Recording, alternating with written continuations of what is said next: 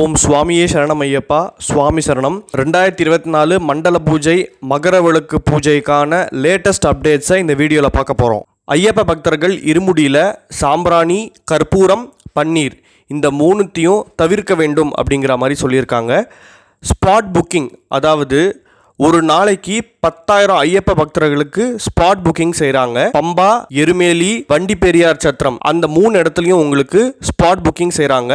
இந்த spot booking பண்ணும்போது உங்களோட ஐடி ப்ரூஃபாக ஆதார் கார்டை கையில் வச்சுக்கோங்க.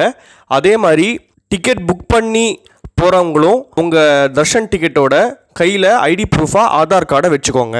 மண்டல பூஜை மகர விளக்கு பூஜைக்கு ஐயப்ப பக்தர்கள் வராங்க இல்லையா, அவங்க எல்லாருக்குமே 5 லட்ச ரூபா இன்சூரன்ஸ் கவரேஜ் இருக்குது அப்படிங்கிறத சொல்லியிருக்காங்க.